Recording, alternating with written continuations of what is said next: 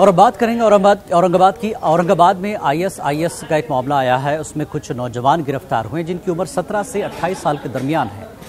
ये मंसूबा बना रहे थे कुछ इस तरह का, ये पुलिस का इल्ज़ाम है एक तरह से, लेकिन अफराद ख़ानदान ये मानने को तैयार नहीं है। क्या है यह पूरी खबर, इसमें सच्चाई कितनी है, देखिए हमारे नुमाइंदे अजहरुद्दीन की ये खास रिपोर्ट। और हमें दीजिए इजाज़त। आदाब।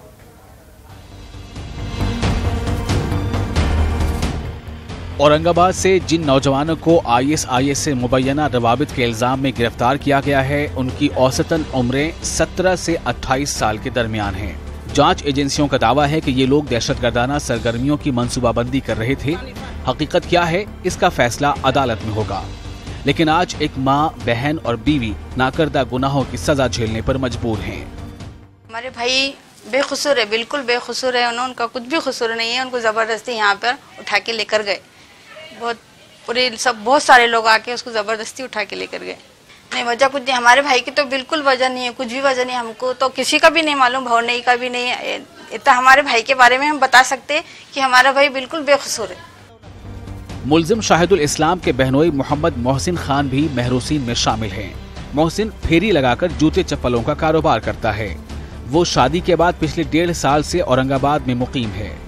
मोहसिन को एक 6 महीने का बच्चा है। मोहसिन की अहलिया का कहना है कि उनके शौहर को गलत इल्जाम में फंसाया गया है, ताहम उन्हें यकीन है कि अदालत से उन्हें इंसाफ मिलेगा। बहुत अच्छे थे मेरे शौहर, बहुत नेक इंसान थे, मिलनसार थे, खुश अखलाक थे और मेरा बहुत ख्याल रखते थे। उनमें मैंने आज तक कभी कोई सी ख़राब आदत नहीं देखी। क्या कारोबार? हमारे शौहर का जूतों का बिजनेस था।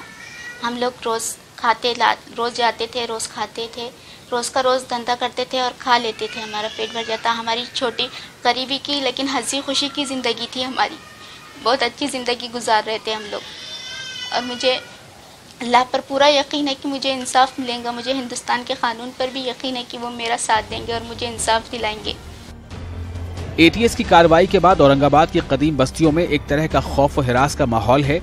लोग इस मामले पर लबकुशाई से गुरेज कर रहे हैं, लेकिन जिस तरह रात 3 बजे घर पर धावा बोला गया, दबे अल्फाज में इसे हुकूक इंसानी की खिलाफ वर्जी से ताबीर किया जा रहा है। न्यूज़ 18 उर्दू के लिए औरंगाबाद से अजहरुद्दीन की रिपोर्ट।